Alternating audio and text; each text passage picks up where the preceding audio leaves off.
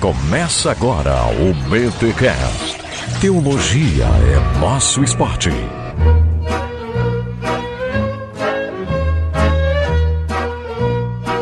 Muito bem. Começa mais um BTcast de número 265. Eu sou o Rodrigo Bibo e sou o único cara da podosfera que tenho 2 pontos de vista. Pra quem não sabe, gente, eu sou vesgo. Bibo, você não é vesgo, você é estrábico. Estrábico é gente rica. Quem é pobre é vesgo, tá? E eu nunca me esqueço quando um amigo meu na faculdade falou: cara, o legal é que tu pode ter 2 pontos de vista, né? Pois bem, gente, procuro trazer isso para o Bibotalk. E agora você vai acompanhar a conversa que eu tive com o Mariano, o Wellington Mariano, sobre o Sínodo de Dort, mas agora do lado dos arminianos. E assim, como eu falei no episódio passado, caso você não saiba, eu gravei os 2 episódios, primeiro com o Leandro Lima, depois com o Mariano, e ambos sabiam que eu ia gravar um com o outro, tá? O Leandro sabia que eu ia gravar com o Mariano, e o Mariano sabia que eu tinha gravado com o Leandro Lima, mas eles não ouviram o conteúdo um do outro, então para ser uma coisa bem bacana, e isso tá na raiz do Bibotalk, tá, gente? Lá no primeiro ano da nossa existência, a gente fez aí podcasts com calvinistas e podcasts com arminianos, as mesmas perguntas e tal. É claro que vocês perceberão que nesse papo aqui com o Mariano a gente foi para outros caminhos, outros contornos, e foi muito legal, foi uma bela complementação. E claro, ele deu o ponto de vista dele, não dele, né, mas dos teóricos que ele estuda. E gente, foi muito legal. Só falando aqui um bastidor para você, os mantenedores talvez até soubessem disso, mas eu vou contar para todo mundo aqui, que é o seguinte: mantenedores, pessoal, isso deixa pro recado paroquial, né, mas essa abertura já tá muito longa, meu Deus, mas só para dizer que quando eu pensei em um arminiano, eu pensei no Mariano. Vou convidar o Mariano. E, gente, não é que o cara tá fazendo mestrado também no tema, então eu acabei chamando a pessoa certa sem querer, assim. É a direção de Deus, eu creio. Então fique aí com esse episódio maravilhoso. Mas antes, é claro, os recados sinodais.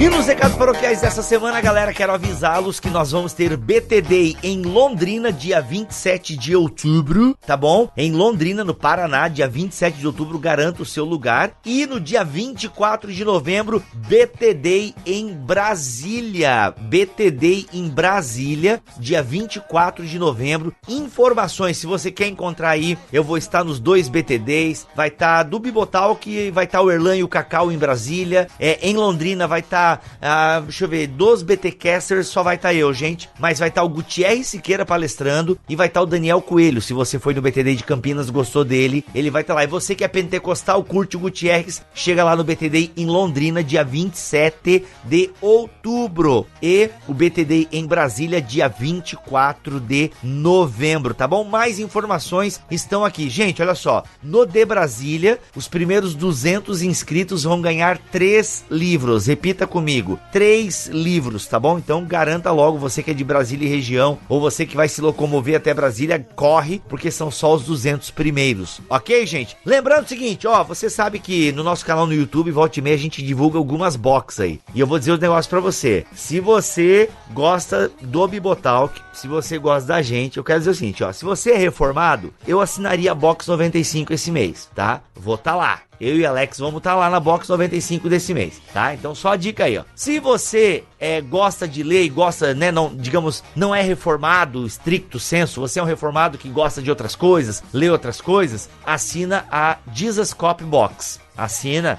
Mas Jesus Cop Box, você não sabia? Os caras mandam C.S. Lewis, os caras mandam Tim Keller, David Platt, os caras estão mandando livraço, tá? Vocês ficam aí, Jesus Cop não é gospel, não. Vai lá ver os livros que os caras já mandaram na box dos caras. Vai lá ver. Antes de você falar alguma coisa, vai lá ver, tá? Os caras estão mandando livraço, gente. E eu vou estar também na Jesus Cop Box. Aê! Palmas, senhor Maurício Machado. Então, assim, se você é reformado, vai lá na Box 95. Se você é reformado, mas mais aberto, vai na Jesus Cop Box, que eu vou estar lá também na Jesus Cop Box. Eu tô encaixotado em outubro, então aproveita, se você tem condições, assina as 2, tá bom? Que eu vou estar nas 2 caixas, eu e o Alex na Box 95 e eu sozinho na Jesus Cop Box. Então aproveita, o site também deles estão aqui na descrição deste podcast. E lembrando que tem BTcast M para os mantenedores, saiu até que enfim, eu e Victor Fontana falando sobre batalha espiritual, a armadura coisa de Deus, cara, tá demais esse episódio, então não perde, tá aqui ó, BTcast-M, você que é mantenedor, recebeu no seu e-mail os links e tudo mais. Bibo, sou mantenedor e não recebi, manda um e-mail pra nós, pra mantenedores@bibotalk.com, tá bom? mantenedores@bibotalk.com e a gente vê o que aconteceu aí, tá? Você que doa pelo PagSeguro, galera, o link, bem devagarzinho agora, ó, bem devagarzinho, o link vai para o e-mail que você cadastrou no PagSeguro. Então às vezes você botou um e-mail lá que você não usa, você cadastrou errado o e-mail, aí não vai chegar mesmo. Então dá uma conferidinha no seu e-mail lá do PagSeguro, tá bom? Beleza? É isso, mas se ainda pintou dúvida, mantenedores@bibotalk.com. Esses foram os recados, agora corre para esse episódio que tá demais.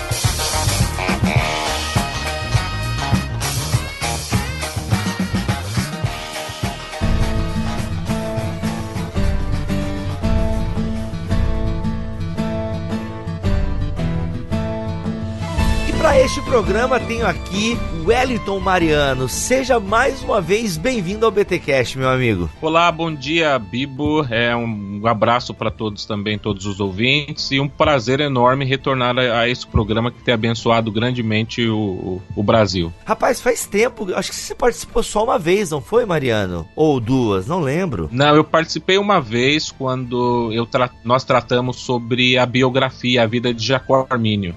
A vida de Jacó Armínio, verdade, cara, verdade. Faz muito tempo então, hein? Faz muito tempo, mas que bom que você veio aqui então pra gente falar um pouquinho sobre o Sínodo de Dort. E rapaz, a gente, né, você acompanha as internets aí e sabe que tem, infelizmente, essa discussão muitas vezes infantil entre arminianos e calvinistas, aquela coisa. E eu achava que isso era treta, mas depois que eu comecei a ler um pouquinho sobre o Sínodo de Dort, irmão, isso ali é treta, né?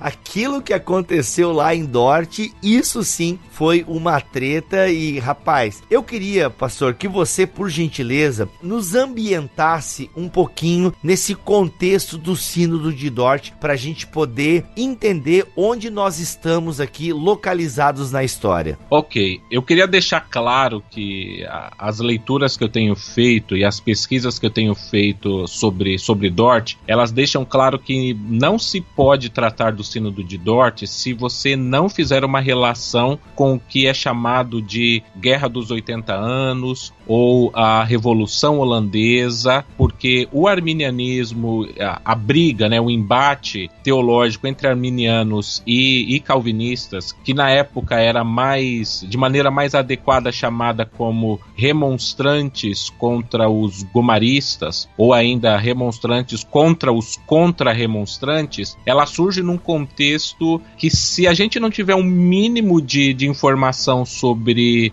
o surgimento dos Países Baixos, da Holanda, Luxemburgo e Bélgica, nós não conseguimos entender Dort. Então, por favor, a gente precisa de vamos voltar aqui pro ensino médio, então.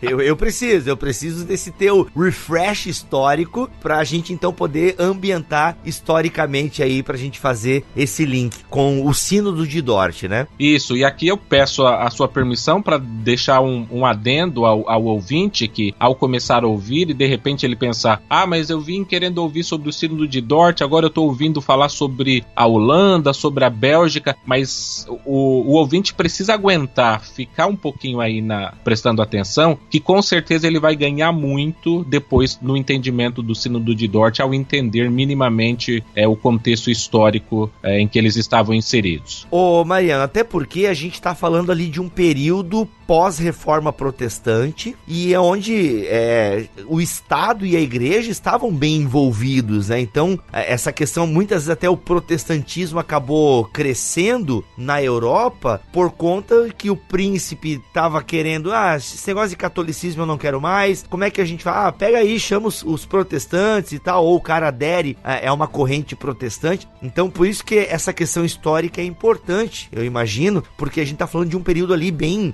pós-reforma e tal, então tá uma efervescência da reforma na Europa e tá muito ligado à questão do Estado e da Igreja, né? Então acho que é por isso que a gente tem que fazer essa ambientação histórica. Sim, é preciso fazer essa ambientação histórica, e pelo fato de que, infelizmente, Bibo, eu não sei quais foram as suas experiências em se tratando de leituras de obras históricas e teológicas da Reforma Protestante, mas os vários livros que eu tenho lido, você não encontra muita informação sobre a Reforma holandesa, sobre a Reforma Protestante holandesa nos livros didáticos teológicos. Rapaz, o Carter Lindenberg, desculpa te cortar, no História da Reforma, ele até nem foca na questão teológica, ele gasta ali, mas é pouco, né? Mas é uma página, 2 páginas e meia, falando justamente sobre essa questão dos Países Baixos e tal, e como isso foi culminar e tal, e Dort tá ali no meio. Meio que ele coloca Dort no meio de uma discussão política ali, né? O Carter Lindenberg faz isso no livro da Thomas Nelson. Eu não me recordo agora do Lindenberg, mas se ele coloca na questão política, ele naturalmente acerta, porque não tem como entender Dort se você não entender a questão política. Aliás, hoje todos os melhores estudiosos, eles apontam que Dort, ele foi majoritariamente político e secundariamente teológico. Então, mas conforme eu estava dizendo, infelizmente os nossos livros teológicos, eles não dão ênfase para a Reforma Protestante, o que é até irônico e engraçado, porque principalmente em se tratando dos autores e teólogos calvinistas que escrevem sobre Dort, eles defendem Dort como o último grande sínodo protestante, o sínodo que definiu a ortodoxia da Reforma Protestante. Mas se ele foi tão importante, por que é que os livros históricos, então, não demonstram essa importância através de seus escritos? Ô, Mariano, desculpa te cortar de novo, eu tô mal educado, né, Mariano? Que foi isso? mal. Não. Desculpa. É que eu só quero corrigir uma informação, ele não gasta 3 páginas. O capítulo 12 vai da página 335 a 346. Então são aí praticamente 10 páginas falando sobre o sangue dos mártires, a reforma nos Países Baixos. Quem é a favor da condenação?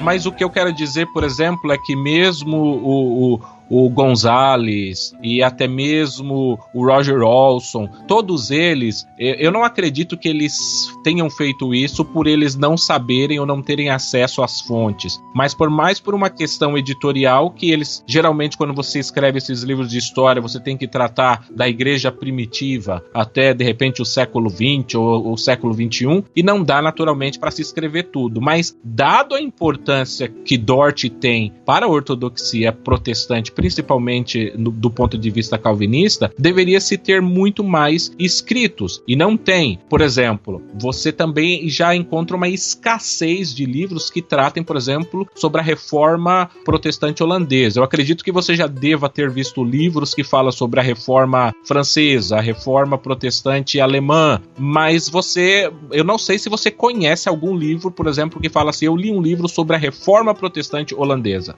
Só sobre isso, né? O diferencial do Lindenberg aqui é que ele fala da história da reforma. Até antigamente esse livro se chamava A Reforma na Europa. Então ele tem esse foco, né, de falar de toda a reforma pela Europa. A Thomas Nelson Brasil colocou esse nome História da Reforma, mas eu lembro quando era pela Sinodal, era As Reformas na Europa, The European Reformations. E ele então gasta essas 10 páginas falando dos Países Baixos aqui, mas realmente não é o foco, né? E geralmente vai pra questão teológica já e tal, porque vai meio que pra cereja do bolo, digamos assim, né? Exatamente. Então, não se tem muitos livros ou artigos a esse respeito. E agora, no contexto brasileiro, Bibo, aí a coisa tá pior ainda, porque você sabe muito bem que eu elogio os meus irmãos calvinistas no sentido da produção literária que eles têm, que é algo que os arminianos como um todo, no geral, também não aprenderam, mas no Brasil Brasil, as poucas obras que tratam do Sínodo de Dort, elas são excessivamente tendenciosas. Então, acaba se cometendo aquele equívoco de que, vamos dizer assim, basicamente por 2 pontos. Ou o autor ele não conhece as fontes para ele poder citar, ou ele conhece as fontes e ele resolve conscientemente negligenciar essas fontes. De qualquer maneira, seja lá se for o caso 1, desconhecer as fontes, ou o caso 2, você conhecer as fontes e você omitir essas fontes, ou seja, a pesquisa, o resultado final dessa pesquisa é ruim. Entendo. Porque um dos pontos mais importantes de uma pesquisa, principalmente em se tratando dessa questão polemista entre essas duas correntes soteriológicas, é o fato de que você precisa, no máximo, ninguém é totalmente imparcial ao apresentar os seus dados, as suas informações. Sim. Uhum. Mas você deve fazer o máximo de esforço para você apresentar e entender a posição do seu oponente, do seu debatedor, para que o debate cresça, seja algo bom, proveitoso. E eu não sei qual foi a sua experiência de você ter lido algum livro de autor brasileiro, ou você ter visto palestras, de repente, sobre o Sínodo de Dort, em que eles, de fato, apresentem os dados do lado arminiano, ou do lado remonstrante. E conforme nós veremos aqui nessa gravação, tem muita informação que ela simplesmente, praticamente não existe, vamos assim dizer, no Brasil, a não ser para aquele leitor que sabe a língua inglesa, ou que saiba latim e francês. Olha aí, por isso que a gente tá fazendo esse BTcast aqui, para justamente complementar o que a gente fez na semana passada. Gente, vou falar o que já falei na abertura do programa, tá? O Mariano não teve acesso ao áudio do Leandro Lima, ok? Então, e se você vai perceber, eu tô tentando fazer as mesmas perguntas e tal, porque como vocês sabem, o Bibotalk não é confessional, a gente não é nem calvinista nem arminiano, e a gente quis justamente fazer esses dois lados, porque a gente sabe que, né, que quem é calvinista vai enfatizar alguns pontos, quem é arminiano vai enfatizar os outros pontos. Ambos indicaram coisas para vocês ler, né? O Mariano vai indicar também alguma coisa, e a gente quis fazer justamente esse BTcast para que você então traga aqui, né, Mariano, o que você julga importante nessa discussão em relação ao Sínodo de Dort. Sim, e aqui eu aproveito tentando buscar, conforme eu disse, a minha imparcialidade, conforme eu disse, eu acredito que há um erro, uma negligência dos arminianos como um todo na produção, do cuidado teológico, mas por outro lado, os calvinistas são muito melhores que os arminianos nesse ponto, mas pecam por não dialogar, no caso, com a voz dissidente que é dos arminianos. Enfim, o resultado final não é bom para nenhum dos lados e para o avanço do debate. A sensação que tu tem então, Mariano, se eu entendi, é que às vezes parece que alguns espantalhos são tipo, se falou uma vez que é isso e não checa as fontes para saber se é exatamente isso e fica se propagando espantalhos acerca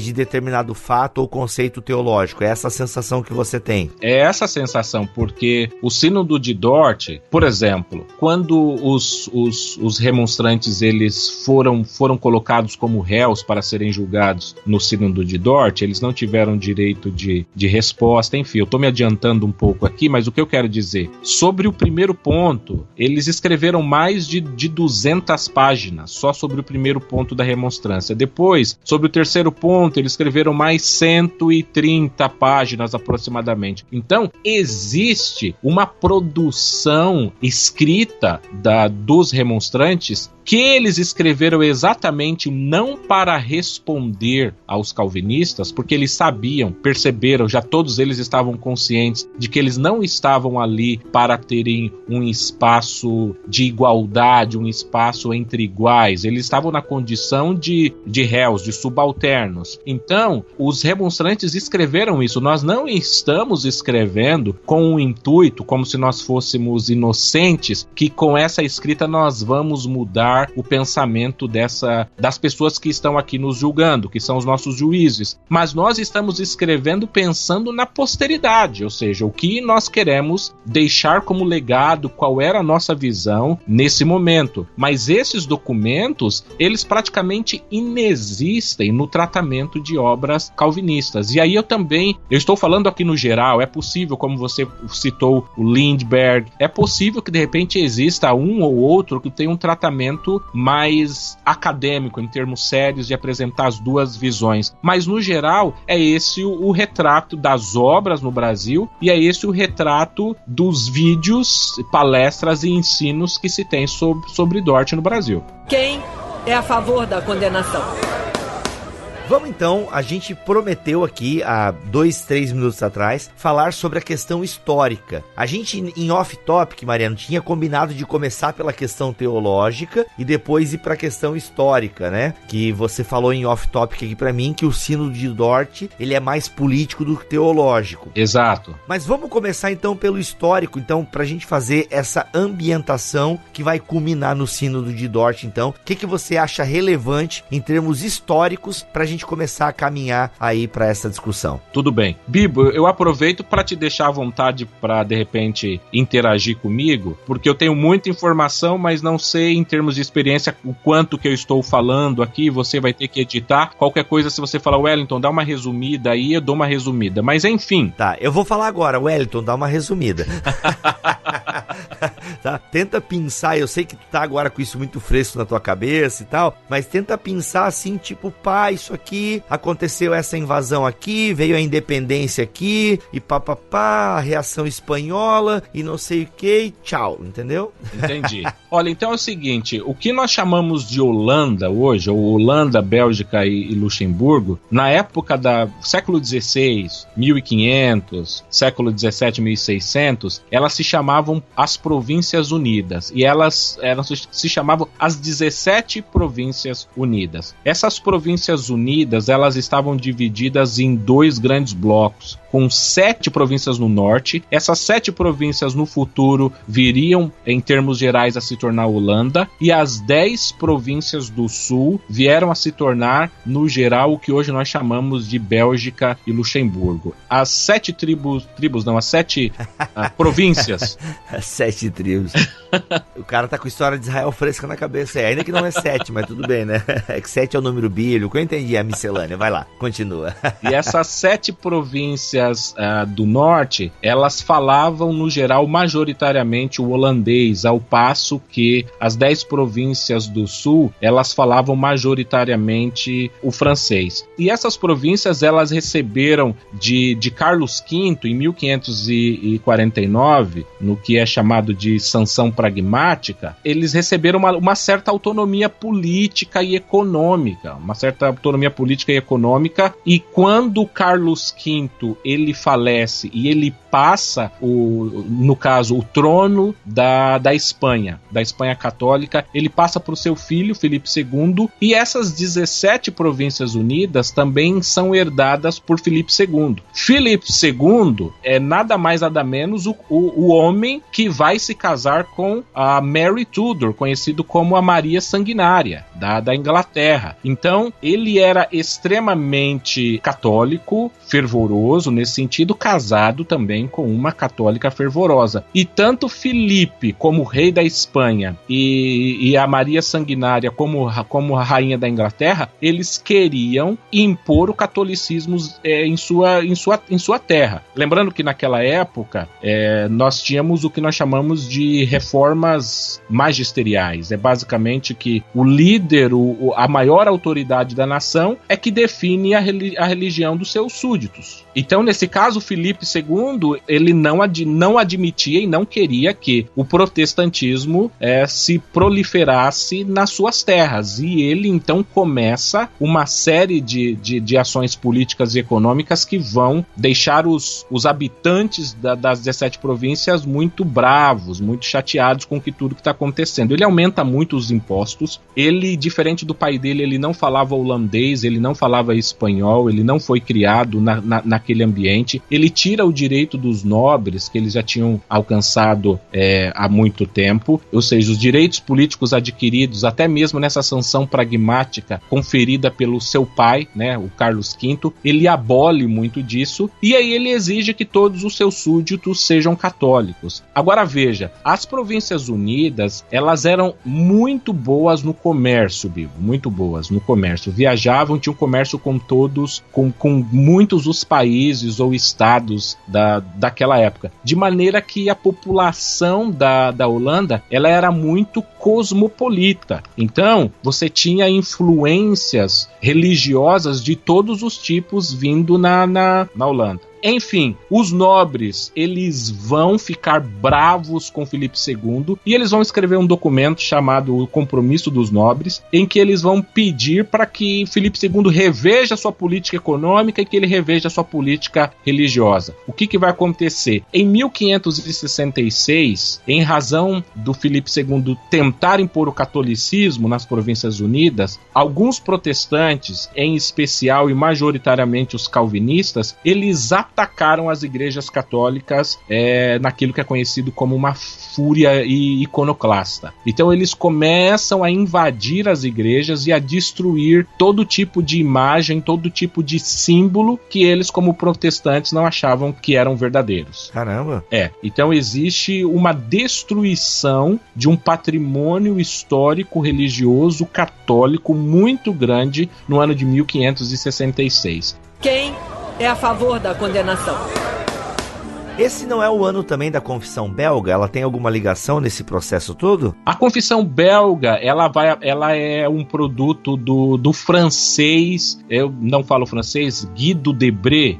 A Confissão Belga, ela vai aparecer em 1561 na Holanda, 1561. Agora, a Confissão Belga, ela não exerceu tanta influência como as pessoas pensam, e isso pelo seguinte, Bibo, a Confissão Belga, ela aparece no momento em que a Igreja Reformada Holandesa sequer está organizada, ou seja, nesse momento, a Espanha, na posição do seu rei, no caso Filipe II, não autoriza o protestantismo como culto, então todo culto que acontece na Holanda, ele é um culto ilegal, ou seja, a igreja não está funcionando de maneira aberta. Então, as pessoas não têm essas informações e falam, mas a confissão belga, quando aparece, a igreja holandesa, a igreja reformada holandesa, nem organizada ainda está. Esse mesmo documento, ele vai passar por uma série de reformulações, de ajustes e de revisões com o tempo, de maneira que o documento de 1561 é um documento totalmente diferente do documento, por exemplo, que vai aparecer e vai ser usado no Sínodo de Dort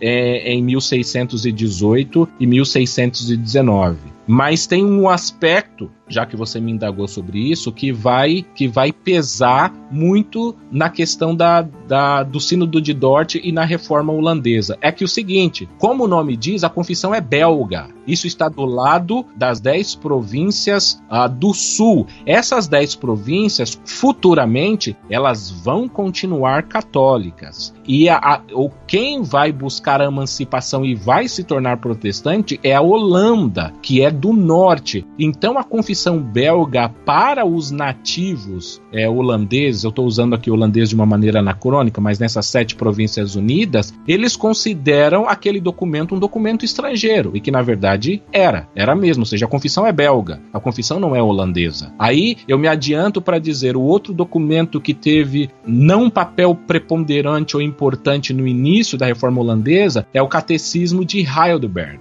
E aí, o mesmo Heidelberg, a gente sabe que é um documento alemão. Então, de fato, o único documento que seria nativo, que seria da Holanda mesmo, seriam os cânons do Sínodo de Dort, que seriam escritos em 1618 e 1619, mas com um adendo. As pessoas que estavam escrevendo esses cânons, eles não eram nativos, eles eram exatamente fugitivos, basicamente imigrantes dessas 10 tribos do sul e também da França. Então, o que está acontecendo aqui, Bibo, é que nós estamos aí no período dos huguenotes na França, eles estão sendo perseguidos pelo catolicismo e, ao serem perseguidos, eles fogem, por exemplo, para os Países Baixos, para as Províncias Unidas. Mas quando eles chegam nas 10 províncias do norte, que fala francês, então, teoricamente, os franceses preferem ir para um lugar em que eles falem basicamente a mesma língua. língua. Mas eles também vão ser mais perseguidos também na Bélgica e Luxemburgo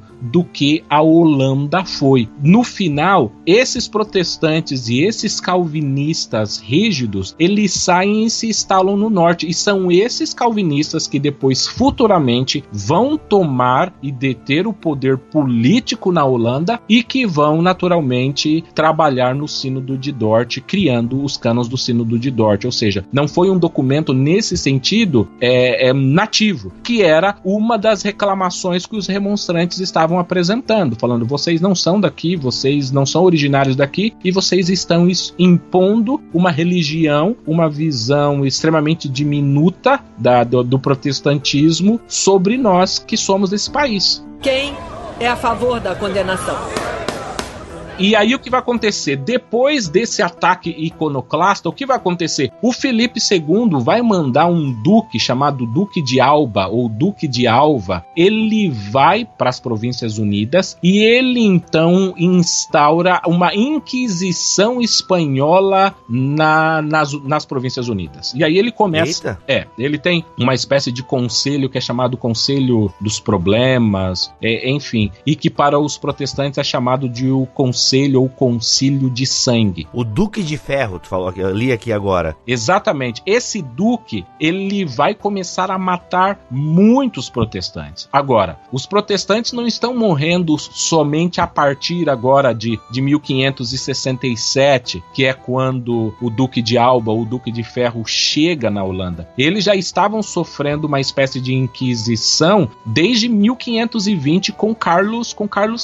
A diferença é que basicamente de 1520 até 1560, quem está morrendo é principalmente anabatistas, e não, no caso, arminianos ou calvinistas. E depois, em segundo lugar, quem está morrendo é luteranos. E aqui eu preciso deixar claro, Bibo, que no começo da reforma protestante holandesa, o calvinismo exerceu um papel muito pequeno, muito diminuto. A maioria dos historiadores e dos teólogos, eles dizem que a força do calvinismo só vai começar a ser sentida no início da década de 1560. E isso é embasado com alguns outros fatos. Por exemplo, nós sabemos que a Academia de Genebra, que vai divulgar as ideias de Calvino, ela só vai ser fundada em 1559, ou seja, até 1559, que a propósito é o mesmo ano de nascimento do Jacó Armínio, não tinha uma grande escola calvinista disseminando. Então as pessoas pensam anacronicamente, o calvinismo estava forte. Não, nessa época o calvinismo estava nos seus inícios, nos seus primórdios. É em 1559 também que a versão final das Institutas da Religião Cristã de Calvino é de fato lançada. Os historiadores também comprovam que, ao passo que a maioria dos livros e grande parte da produção escrita de Lutero é traduzida para o francês, é traduzida para o holandês, mas se comparar a produção e a disseminação das obras de Lutero com as obras de Calvino nessa época, as obras de Calvino, elas são extremamente frágeis em números, em proporção e influência do que luterano. Ou seja, a reforma holandesa, ela nasce não calvinista. As pessoas partem do pressuposto, depois de muito tempo, quando o calvinismo atingiu a hegemonia, que o calvinismo era dominante. O calvinismo não era dominante. Tanto é que o principal biógrafo de Jacó Armínio, o Carl Banks, ele vai dizer exatamente isso. Quando ele, tratando da questão, defendendo a tese dele de que Jacó Armínio jamais fora calvinista, ele vai dizer que Jacó Armínio pertencia a esse tipo de reforma holandesa nativa. Que reforma holandesa nativa era essa? Era essa reforma holandesa que não foi calvinista, que tinha influências luteranas, que tinha influência anabatista. Cara, isso faz a diferença, hein? Alguma influência de Melanchthon, alguma coisa assim? Sim, tem influência de Melanchthon, vai ter influência, por exemplo, também de Erasmo. Olha aí, cara, isso faz muita diferença, velho. E aí, o que vai acontecer é que os calvinistas vão tomar o poder depois, mas como Banks disse, ele defende Armínio, ele possuía um protestantismo ou uma teologia reformada que não era calvinista rígida, que no caso, principalmente Gomaro e Beza, né, nessa época, eles estão disseminando. Era totalmente diferente, mas o que eu lembrei aqui que eu precisava comentar é que ao passo que na Alemanha você tem aí, no caso, príncipes que eles estão lutando pela independência e estão apoiando, por exemplo, Lutero só não morre porque um príncipe o protege, o leva a um castelo. Já na Holanda não existe nenhum príncipe, primeiro que o rei, no caso, ou o líder que está lá, ele é católico, e naturalmente ele não quer o protestantismo instaurado em suas terras. Então, não existe nenhum líder forte nessa época que fala, olha, eu sou calvinista, eu sou luterano, eu sou anabatista, para defender. Então, não... O Nassau, desculpa te interromper, mas o Guilherme de Nassau, ele não desenvolve um papel aí pela simpatia que ele tem com a fé reformada, ou tô misturando as bolas aqui? Então, ele vai sim, o calvinismo de Dort só vence por causa de Maurício de Nassau, ou seja, que era... Guilherme, ou Maurício. Exatamente, a mesma coisa. Peraí, ô Mariano, você tá parecendo Mamonas Assassinas agora, tipo, o meu nome é Dejair, facinho de confundir com o João do Caminhão. Maurício pra Guilherme, cara, tem muita diferença, tu me ajuda aqui. É que tem as questões de... grafia, de origem... de grafia, de tradução, mas vamos tratar aqui então o Nassau. Tá, beleza, ok. É que eu tô usando aqui como base o Lindenberg, né? E ele fala o Guilherme de Nassau, então... Isso, podemos usar então. O Guilherme de Nassau, ele só toma o poder em 1585. Quem é considerado o grande libertador das Províncias Unidas é de fato o pai dele, que a gente chama também, aí no caso, alguns vão chamar de William de Orange, ou às vezes Guilherme de Orange, e aí tem uma questão de nome. Mas esse líder da Casa de Orange, ele era o braço direito, ele foi o braço direito de Carlos V, quando Carlos V era o imperador do Império Sacro Romano. Então, ele era católico, veja, ele era católico, mas em questão religiosa, e por ele morar nas Províncias Unidas, ele defendia que o Estado não deveria interferir nessas questões ou conceder uma certa liberdade para eles. E depois é esse líder que vai tomar a posição e vai ser contra Filipe II, porque quando ele resolve trabalhar a favor das Províncias Unidas, Carlos V já morreu, então ele torna o grande líder. Mas esse líder, ele vai morrer no ano de 1584, assassinado por jesuítas, ou seja, por católicos romanos que foram pagos pela coroa espanhola na pessoa de Filipe II.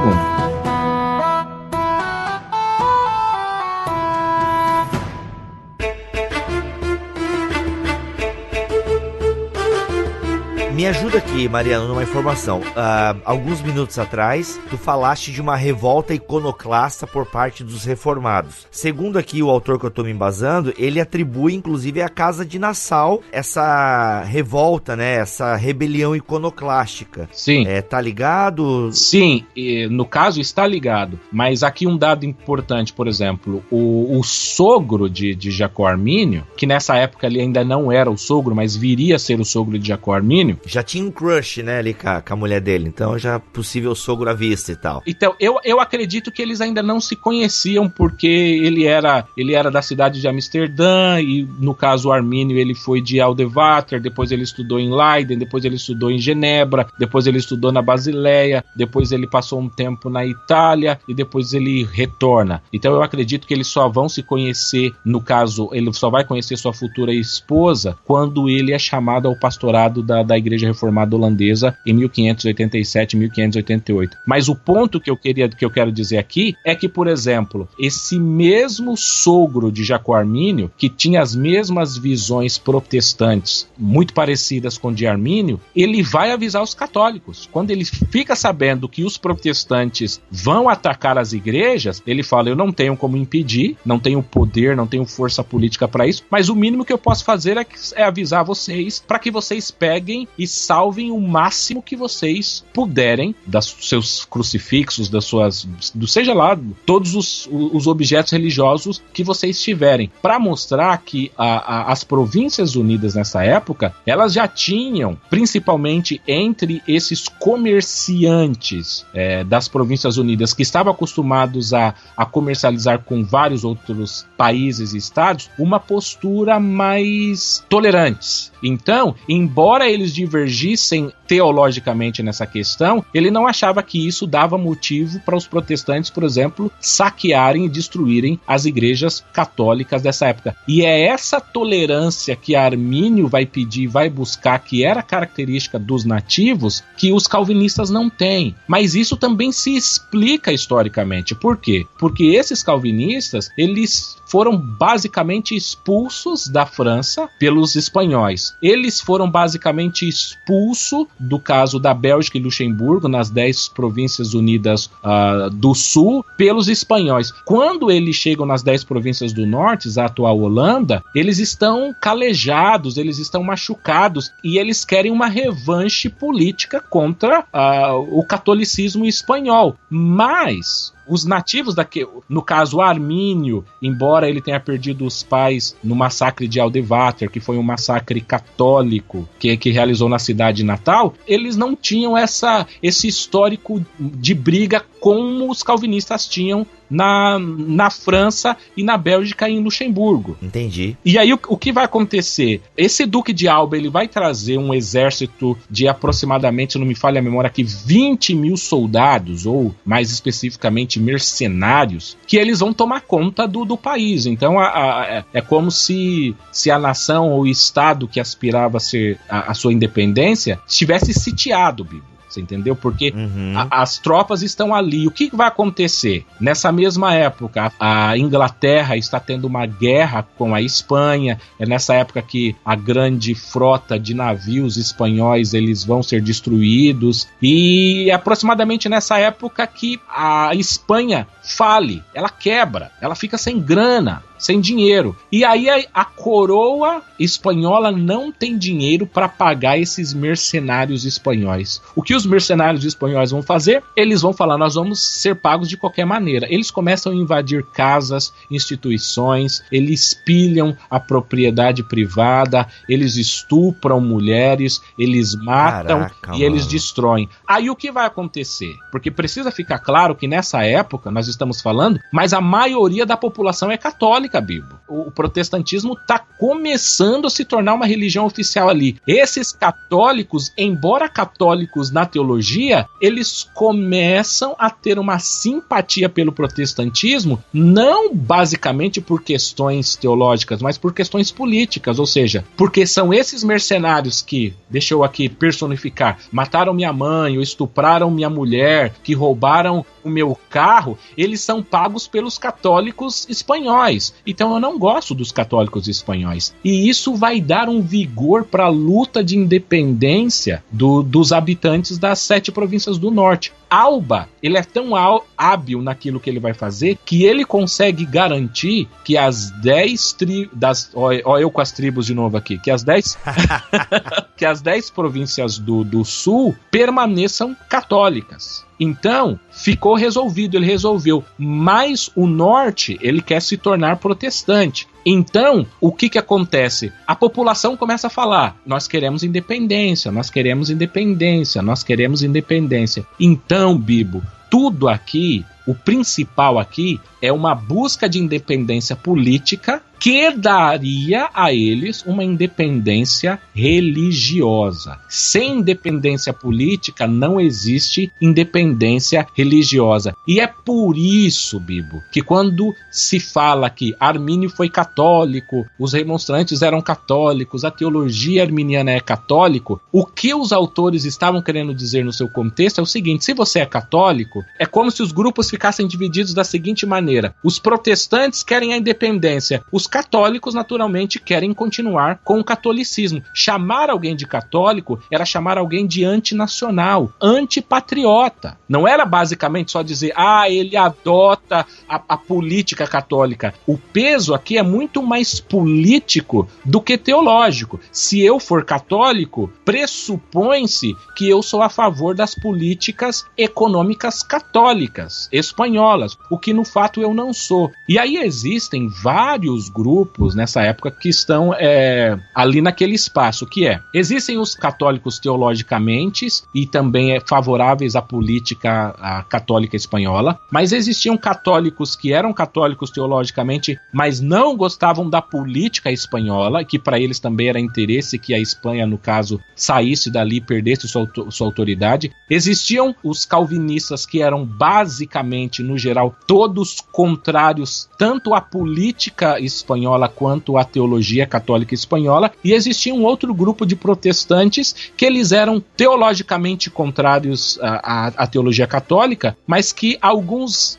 gostavam da política econômica espanhola e outros que não gostavam. Mas então, aí que você perguntou, e o papel do Nassau, e o papel desses líderes? Esses líderes, que eram líderes políticos, eles se aliaram aos calvinistas exatamente pelo fato de os calvinistas não quererem nenhum tipo de relação com os católicos, ou seja, os calvinistas eram aqueles que dariam a esses políticos aquilo que eles buscavam. Então, ficou uma espécie de toma lá da cá, que vai acontecer depois com o Guilherme de Nassau. Ele vai perceber que ele só vai conseguir se tornar uma espécie de um monarca se ele apoiar os calvinistas. E aí o que ele fala? Os calvinistas vão me ajudar na tomada do poder político. E eu, ao tomar o poder político, vou conceder a eles, no caso, o poder, a autonomia teológica que eles tanto buscam. Quem é a favor da condenação?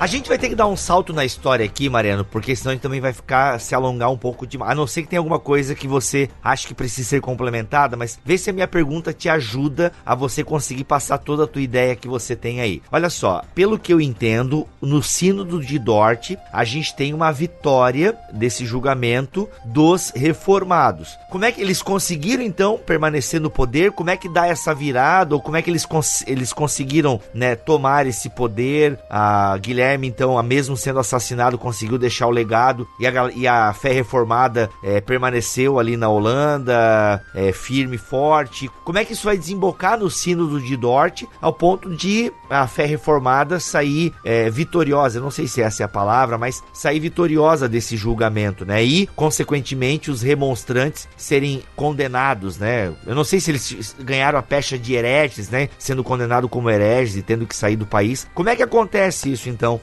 O que vai acontecer é que tinha a regra política da época era que essas 7 províncias elas eram autônomas. Elas tinham o poder e ficavam em cada província. Não existia uma espécie de um órgão central que regulasse toda a política. Eles tinham uma sede, mas essa sede ela havia sido antes em Bruxelas, mas depois da separação entre o norte e o sul, eles criam uma nova sede nessas províncias. Mas o que acontece? O problema de convocação do sínodo nasce daí, porque os calvinistas eles são a favor de um governo central, ou seja, que existe uma monarquia, ou enfim, um líder que tenha o poder total da nação, que eles queriam, no caso, conferir isso para o Nassau, que estava apoiando eles, só que o principal líder e apoiador o líder político que apoiava os remonstrantes, que era o Johan van Oldenbarnevelt, ele era um líder político. Então, ele lutava, falou, não, eu quero que a autonomia esteja nas províncias. E o Nassau falava, não, eu quero a autonomia nacional. E eles ficavam nesse bate-bola. O Nassau, ele era também o líder, o comandante-geral do exército. Eu comentei que em 1568, quando as Províncias Unidas vão começar a lutar pela independência, começa uma guerra que é chamada de a Guerra dos 80 Anos. É essa revolução. Só que o que vai acontecer? O Oldenbarnevelt, ele é político, político que é a favor dos arminianos, é ele, por exemplo, que vai receber os 5 pontos do remonstrantismo em 1610. Veja, é um líder político e não teológico quem recebe esses 5 pontos da remonstrância. E em 1609, no mesmo ano da morte de Jacob Armínio, ele assina um tratado de trégua de 12 anos com a Espanha, o que deixou Nassau furioso, porque Nassau ganhava muito dinheiro com a guerra. E a partir daí, eles tiveram uma rivalidade política. Essa rivalidade que existia entre Oldenbarnevelt e Nassau vai permanecer até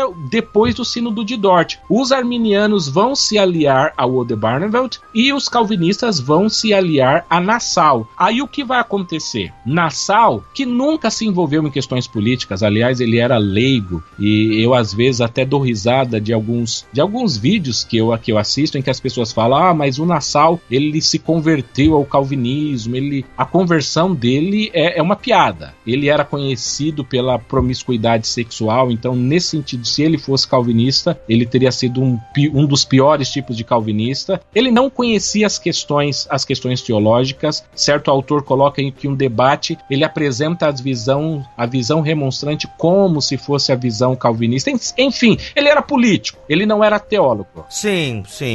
O que, diga-se de passagem, é claro que se tu viu algum calvinista falando isso e tu tá dizendo que não é bem isso, a questão é que era muito comum políticos se envolverem nessas questões teológicas naquela época. O Estado e a Igreja estavam juntos. Agora, o calvinismo, ele quer se libertar do poder do Estado, mas fazendo uso do Estado, ou seja, eu preciso do Estado para eu conseguir minha autonomia, e ao conseguir minha autonomia, aí eu me libertar do Estado. Mas eles não conseguiram isso com o Sínodo de Dort. O Sínodo de Dort não conseguiu fazer isso. Um dado interessante é que o Nassau ele tem um capelão da sua corte, e o capelão da corte dele é o Johannes Uitenbogart, que é o melhor, ou que foi o melhor amigo de Jacob Armínio, que era conhecido por ser arminiano, e mais uma vez anacronista aqui, desde a época que ele estudou em Genebra, e por quase 2 décadas ele foi o capelão do Nassau. Agora veja, se o Nassau era calvinista, o que esse calvinista tinha como pastor ou capelão da corte? Um arminiano, declaradamente arminiano. É um dado extremamente importante que poucas pessoas conhecem, que no caso ele não defendia o calvinismo, ele só adotou o calvinismo por uma questão política. Aí o que aconteceu? Quando esses 12 anos de trégua estava por vencer, ou seja, eles iriam vencer aproximadamente em 1620, 21, que o Sínodo de Dort vai acontecer em 1618, aí Nassau, querendo retornar à guerra, ele precisa acabar com o Oldenbarnevelt.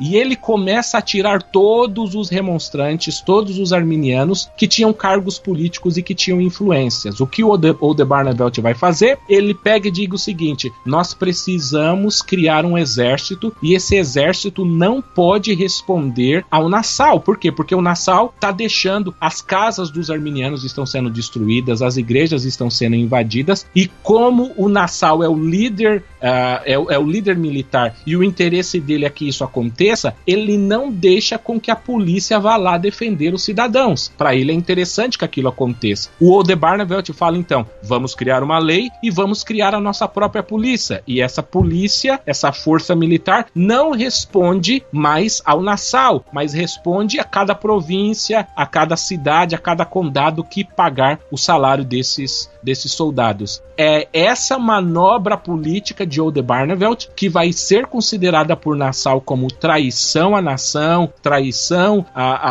ao país, e ele então vai mandar prender Oldenbarnevelt, que vai ser morto em um sínodo paralelo, é um sínodo político, em que ele vai matar, ele vai decapitar, no caso o Oldenbarnevelt, e ele vai tirar todos os líderes importantes arminianos do poder. Quando ele tira todos os líderes arminianos do poder, só então ele consegue convocar um sínodo. Lembra que eu mencionei que eram as províncias que tinham autonomia. Ele queria autonomia nacional. Ele não conseguia autonomia nacional porque nessas províncias tinham muitos arminianos. Quando ele tira todos os arminianos do poder, então ele consegue uma maioria para ele convocar o sínodo, e aí então o sínodo, já sido liberto de toda a influência arminiana, é que o sínodo de Dort vai acontecer. Uau! Tá, nossa, cara... Calma, gente. Agora é a hora que você vai lá, pega um cafezinho, você dá uma pausa no podcast, entendeu? Você dá aquela pausa, você dá uma respirada, né? Você vai lá, dá uma atualizada no seu feed do Instagram, ok? Agora é a hora de você dar uma... Ok, muita informação, beleza. Você já começa a entrar aí na Amazon pelo link do Bibotalk, já começa a procurar alguns livros aí de história da igreja. Esse do Lindenberg, gente, ó, eu sei que ele é barato e pelo jeito ele tá legal aí dentro do que pelo menos o que o Mariano tá falando, eu vejo que tá aqui em conformidade com o que o Lindenberg tá apresentando aqui. Obviamente, gente, que livros de história também erram, tá? É comum ter algumas informações que é bom sempre ter pelo menos umas 2 fontes aí. Quem é a favor da condenação? Ok, chegamos então no Sínodo de Dort, e eu percebo aqui, tanto na leitura do Lindenberg quanto te ouvindo, que essa questão da predestinação, que vai, de alguma forma, gerar esse desconforto teológico, que, consequentemente, vai parar ali no Sínodo de Dort, que acontece em 1618, mas só vai acabar em 1619. O tema da predestinação, ele é basicamente o tema, se eu entendi bem, que vai gerar essa questão. Vamos entrar um pouquinho na questão teológica, Mariano. Eu acho que já ficou bem claro para os nossos ouvintes. Aliás, bem claro. Não tá nem claro para mim que tô te ouvindo aqui, porque tem muita informação que eu tô... porque também eu tô fazendo 3 coisas ao mesmo tempo. Eu tô lendo aqui enquanto tu fala, eu dou uma lidinha no Lindenberg de novo. Eu tô organizando um sorteio no Instagram. E tô aqui, né? Então é muita coisa. Olha só, mas tá dando pra entender, tipo, e eu sei que quando eu ouvir esse episódio eu vou...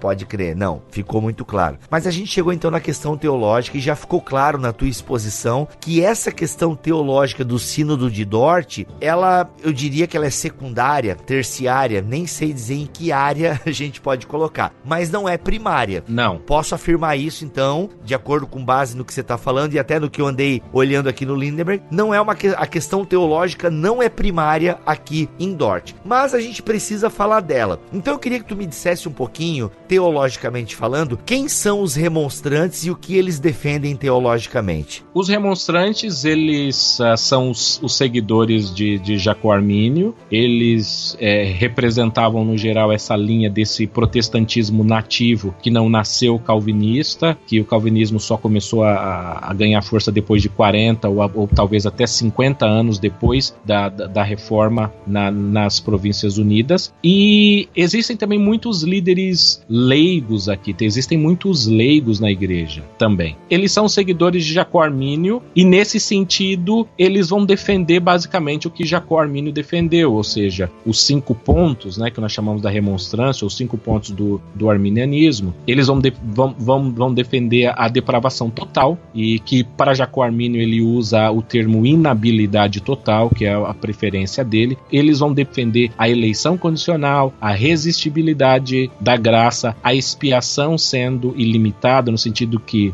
Deus enviou Jesus para morrer por todos e cada um dos homens, sem restrições, sem exceções e sem malabarismo do tipo todos os homens de todos os tipos, mas não necessariamente todos os homens, não, todos e cada um dos homens. E os remonstrantes, se existe um debate no sentido de que Armínio teria hesitado em defender tanto a possibilidade de apostasia ou, no caso, a impossibilidade de apostasia, os remonstrantes, eles já partem do pressuposto que, sim, é possível que um verdadeiro cristão, uma pessoa nascida de novo, perca sua fé. E esses pontos, eles levam, então, eles têm que elaborar esses pontos para o Sínodo de Dort, né, para o julgamento de Dort. Isso, eles têm que elaborar, mas aí que está a questão. Nós já comentamos no início que os remonstrantes não foram convidados como delegados, eles foram como réus. Então, aí existe uma série de práticas sinodais, vamos dizer assim, que foram extremamente danosas. Primeiro, os calvinistas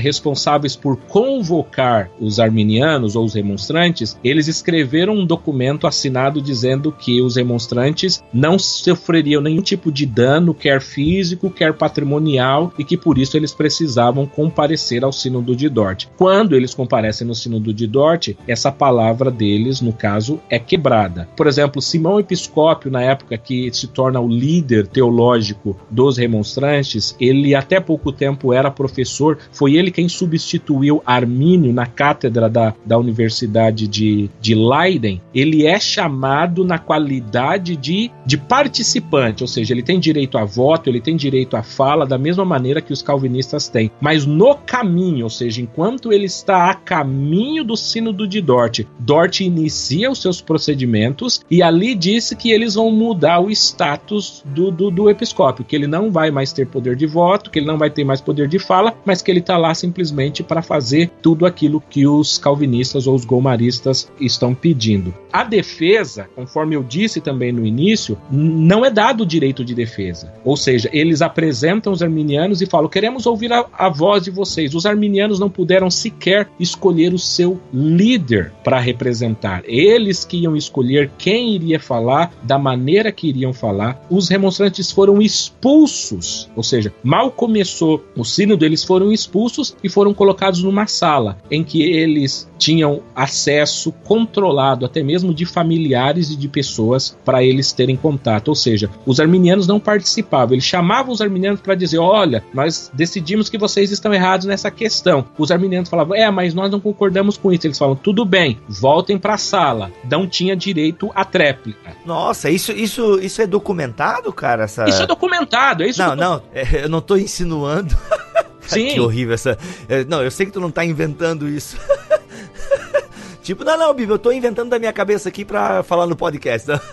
Desculpa, cara, meu Deus, acho que é a fome. Não, eu entendi. Mas é que coisa séria isso, né, velho? Então, mas o seu espanto, Bibo, é o que eu falei no começo do programa, que não existe uma seriedade dos autores calvinistas em apresentar a questão. E por isso que eu falo que isso deve ser uma questão, aliás, eu não disse, mas eu vou falar agora, deve ser muito mais uma questão de historiadores do que teólogos, porque os teólogos, no afã de defender a sua posição teológica, eles se esquecem de toda a história comprovadamente por trás. Você pode ver aí também na minha timeline, no Facebook, o tanto de livros que eu tenho de pesquisa. Alguns desses livros, o meu mestrado, eu gastei grande parte deles escrevendo artigos que tratavam do Sínodo de Dort e da reforma holandesa como um todo, que era o meu interesse pessoal. Então, tudo isso é documentado. Agora, a sua surpresa em desconhecer isso prova o quão tendenciosas são as produções literárias que nós temos no nosso país.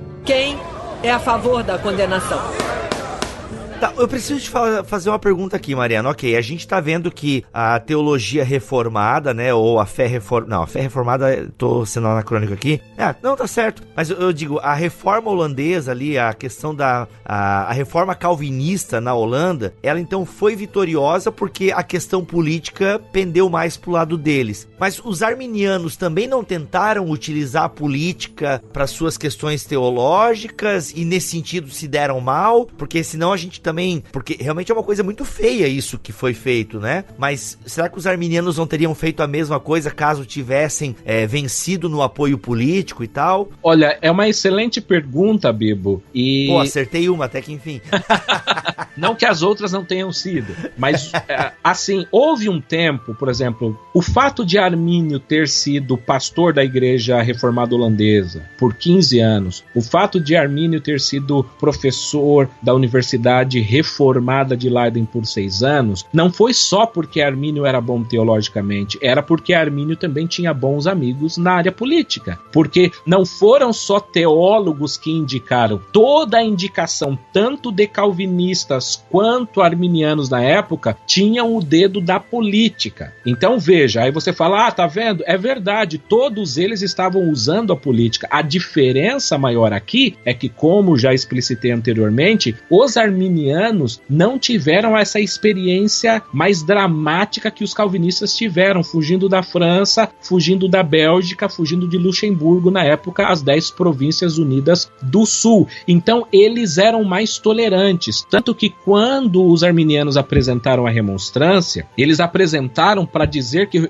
a remonstrância deveria ter espaço para coexistir com o calvinismo. Então, sim, respondendo a sua pergunta de maneira objetiva, tanto arminianos arminianos quanto calvinistas faziam uso da política. A diferença é que os calvinistas faziam uso visando um exclusivismo, ou seja, só pode existir o calvinismo. Aí a história também nos ajuda. O calvinismo já tinha um problema com o luteranismo, principalmente na questão da ceia do Senhor, então eles não queriam espaço para o luteranismo e eles não queriam espaço, no caso, por arminianismo. A força política que os calvinistas almejavam eram para dizer só pode existir um único tipo de teologia reformada, que é a calvinista. Nem a luterana, nesse sentido, ela se salva ou pode ser aceita. A anabatista, muito menos. Arminianismo, não.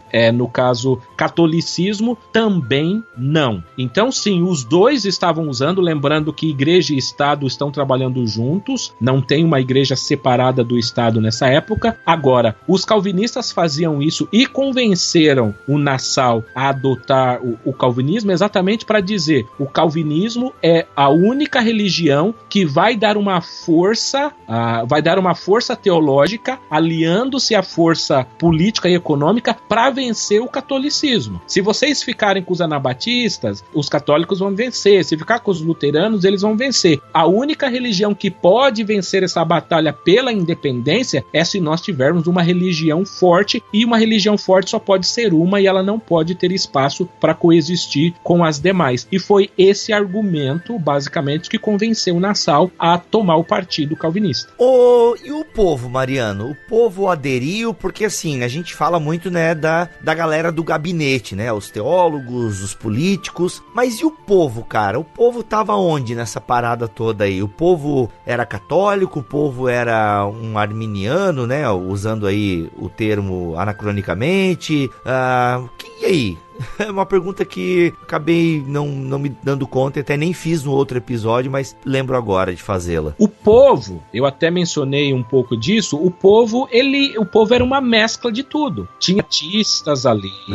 Verdade, é verdade. Os católicos, né, que você falou. Tinham católicos, aqueles grupos, tinham os arminianos, e aí nesse sentido tinham também semipelagianos, tinham socinianos, ou seja, havia um grande espectro de vertentes religiosas ali. Agora, a maioria da nação continuava católica, ou seja, o calvinismo nunca foi maioria em termos de números, nem antes, nem durante e nem depois Dort. Sempre foi uma minoria, que foram esses líderes. Aí o que aconteceu? Os calvinistas, eles quiseram implantar depois uma espécie de reforma magisterial, não no sentido deles serem os príncipes, como na Alemanha, mas eles tomaram o poder político e fizeram descer goela abaixo da população, que eles deveriam naturalmente adotar a teologia reformada, porque era a única religião, no caso oficial, que poderia ser aceita no país. O Lindenberg coloca aqui,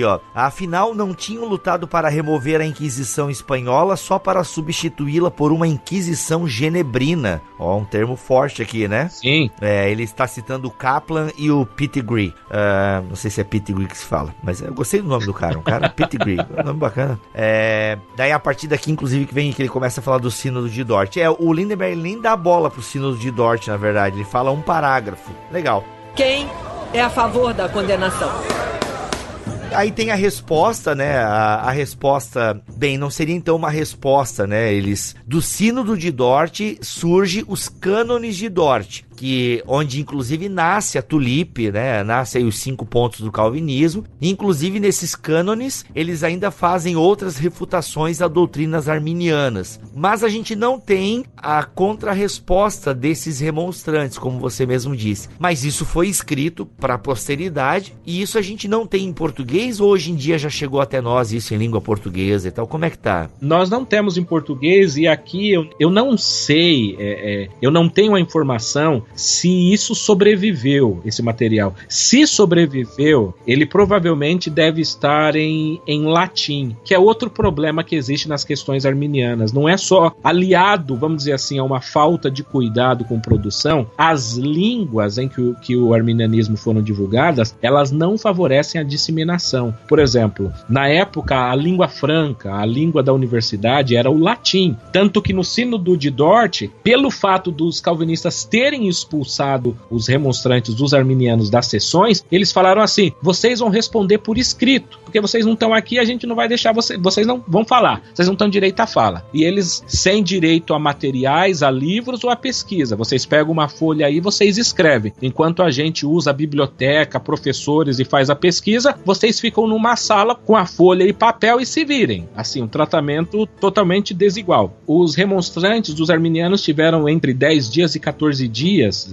dependendo da fase do sínodo, para responder com esse material por escrito. E aí, como muitos arminianos eles possuíam um intelecto muito grande, eles eram grandes doutores e mestres, eles chegaram depois de 10 dias com quase 250 páginas escritas e apresentaram: tá aqui a nossa posição. E aí o que aconteceu? O presidente da sessão ficou irado, ele falou: como que esses caras conseguiram produzir isso? Chegou até a dizer: isso é mais uma prova de que o diabo está do lado deles, porque é só o diabo para poder fazer uma coisa dessa. E aí ele vai usar esse argumento para dizer que os arminianos estão tentando atrapalhar o bom andamento do sínodo. Eles vão dizer: os arminianos estão escrevendo muito porque nós vamos ter que responder. E como é que nós vamos responder a quase 250 páginas só em um dos 5 pontos? Quer dizer... Nossa, cara... Você entendeu? Só nesse primeiro ponto. Então vocês estão... Aí eles falaram: vocês estão fazendo isso para ganhar tempo. Vocês estão fazendo isso. E aí eu gosto de citar aqui como é o nome dele? Eu acho que é o Mark Ellis. Se eu não me engano, ele foi seu professor, Bibo? Aliás, foi. Mark Ellis foi. O Mark Ellis, ele tem um livro que ainda não foi publicado no Brasil, e eu tô aqui procurando, no caso, a citação dele. O Mark Ellis, ele vai dizer... Bom, eu não tô achando aqui, mas ele vai dizer mais ou menos assim: esperar que os arminianos cooperassem no Sínodo de Dort era o mesmo que pedir para que uma pessoa sendo crucificada ficasse parada, quieta, sem brigar ou lutar pela sua vida. Ou seja, o tratamento, agora aqui fala a minha, o tratamento dos calvinistas era totalmente desigual, mas eles esperavam uma cooperação do caso dos arminianos, e falavam: mas nós somos as autoridades políticas instituídas agora, nós somos as autoridades teológicas que foram colocadas aqui pela autoridade política, vocês têm que nos obedecer. E aí os arminianos, os remonstrantes, respondiam: bem, quando nós tínhamos, no caso, poder político, vocês desobedeciam às nossas regras. Agora que vocês nos tiraram do poder, vocês esperam que nós façamos aquilo que vocês não faziam. É esse o comportamento que vocês esperam da gente. Que treta, irmão. Isso sim é treta, gente. Exatamente. Ou seja, então a gente não tem acesso a esses documentos. Então, se tu que tá, estudando a parada não sabe nem da existência deles, imagina-se então que a gente nunca vai ter acesso a essas respostas, né? Eu acredito, Bibo, que a gente possa ter acesso, né? Eu acredito que o que eu falei, eu tô tentando aqui eu tô sendo sincero, eu li sobre isso, mas eu não li. Eu sei que provavelmente a argumentação não deve ser muito diferente de outras argumentações dos arminianos em outros documentos, mas o que eu quero dizer é que eu ainda não tive acesso e nunca li nenhum desses documentos, por isso que eu disse isso. E o que aconteceu então com os, depois desse julgamento, o que aconteceu com os remonstrantes e a teologia arminiana na Holanda? O que aconteceu é que eles foram desprovidos de todos os cargos políticos, com raríssimas exceções, ou seja, os pastores que dirigiam a igreja, eles foram tirados dessas igrejas, foram substituídos naturalmente por pastores calvinistas, e aí existem relatos também em que os pastores calvinistas chegavam nessas igrejas que tinham tido pastores remonstrantes, e naturalmente eles eram remonstrantes, que eles também foram obrigados a ter que suportar o ensino dos calvinistas porque era imposto pela lei. Mas aí os cultos, quando os pastores calvinistas subiam no púlpito, a igreja como um todo ficava batendo o pé no chão, ou batendo palma, ou assobiando, dizendo que não estava de acordo com, no caso, a teologia. Ou seja, eles se tornaram calvinistas à força. Então hoje, quando se fala da hegemonia do calvinismo, e ela existe em alguns aspectos, essa hegemonia existiu exatamente porque ela foi tomada à força. A Bíblia fala não por força nem por violência, mas pelo meu espírito, mas isso naturalmente não se aplica a Dort. Eita, Caramba. Gente, foram 2 pontos de vista apresentados nesses 2 podcasts. E Mariano, o que você gostaria de falar pra gente encerrar a nossa conversa? Porque esse assunto rende muito mais. Eu queria deixar bem claro que eu luto por um evangelicalismo brasileiro em que as pessoas possam ter visões diferentes, mas que elas possam pelo menos manterem um nível mínimo de civilidade. O que você sabe muito bem por atuar na internet é que nós estamos longe disso. Então que fique bem claro aqui que eu tenho grandes amigos calvinistas e discordo total e plenamente da teologia calvinista na questão soteriológica, em outros pontos também, mas eu consigo achar pontos em comum juntamente com eles, e é esse o meu encorajamento, para que a gente não esqueça, a gente não deixe esse lado cristão. Não acredito que, para mim, os calvinistas sejam inimigos, mas para aqueles que tratam, mesmo assim, ainda a Bíblia pede para que nós amemos os nossos inimigos.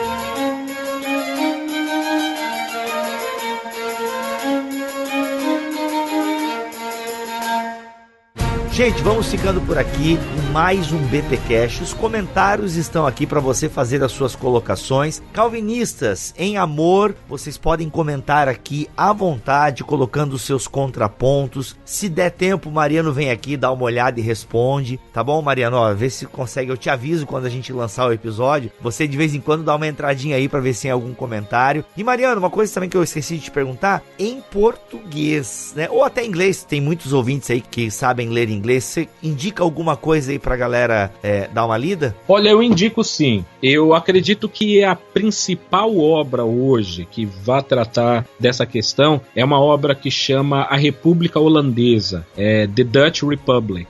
A sua ascensão, grandeza e queda, Its Rise, Greatness and Fall, que é uma obra escrita pelo, talvez hoje, o principal erudito em questões políticas, econômicas e menos teológicas, mas ele também trata, que é o Jonathan Israel. Ele tem um livro aí de 1.200 páginas, que é a principal obra citada, a uma das maiores autoridades. Eu também recomendo que se leiam as Memórias de Simão Episcópio, o celebrado aluno de Armínio, ou seja, a biografia de Simão Episcópio, que foi escrita pelo Frederick Calder. Essas 2 obras... Elas são em inglês, né? Só tem em inglês. Só são em inglês. Agora, em português, saiu um livro da coleção, eu vou fazer o jabá aqui, né, mas eu não sei se pode, saiu um livro da editora Reflexão, mas eu gosto... Reflexão não pode, a Reflexão não paga a gente, cara. Tô brincando, pode fazer. Mas fala lá pra Carol, né? Ô Carol, os meninos lá são legal, fazem um monte de propaganda lá de vocês, vê se patrocina um episódio lá, por favor. Vou falar, eu vou terminar esse episódio aqui e vou mandar um áudio pra ela, pode ficar tranquilo, isso. Não, mas indica aí, vai lá. E a obra do Silas Daniel, pela CPAD, Arminianismo, a Mecânica da Salvação, ele tem um capítulo que vai tratar exatamente sobre o Dort, e aliás o título é o capítulo 8, Armínio, os Remonstrantes e o Vergonhoso Sínodo de Dort, agora em língua portuguesa, escrito por um teólogo brasileiro. A gente não falou da Reflexão, eu acabei fazendo a brincadeira ali, mas você não citou o livro da Reflexão que fala sobre... Eu vou citar, por exemplo, O Que Amor é Este? A Falsa Representação de Deus no Calvinismo, do Dave Hunt. Ele vai tratar também de várias dessas questões que eu mencionei aqui, ou seja, para dizer que historicamente existem abundantes fontes de como o procedimento foi totalmente anticristão. Ok, legal. Citou então uma fonte política em inglês e em português algumas questões teológicas ali. Muito bom. É isso, cara. Despede-nos então com uma palavra final de bênção. Como é que... Tu é pastor aí, você tá atuando no pastoreio aí no Canadá? Como é que tá? Sim, eu tô sim. Inclusive eu falo aqui de uma das salas da igreja, onde nós estamos gravando aqui esse episódio com você. Eu faço parte de uma igreja chama Carisma Church, né? Igreja Carisma. Oh, que legal. É uma igreja que está em um templo anglicano, mas essa igreja anglicana, ela acabou e alguns canadenses que vieram de Portugal e descendentes de portugueses, eles compraram essa igreja, e essa é uma igreja pentecostal que pertence ao equivalente a Assembleias de Deus do Brasil, aqui chamam Assembleia Pentecostal do Canadá, e essa igreja ela tem culto em língua portuguesa e tem culto em língua inglesa, e eu sou o pastor assistente, eu prego no caso, para a comunidade portuguesa aqui em Hamilton, no Canadá, e eu prego também como pastor assistente para a igreja inglesa. Então, sim, estou atuando como pastor aqui. Legal. Despede-nos com uma bênção, então. Que o amor de Deus, a graça do nosso Senhor e Salvador Jesus Cristo estejam sendo derramadas de maneira abundante e poderosa na vida de todos os ouvintes, para a glória de Deus. Amém. Amém.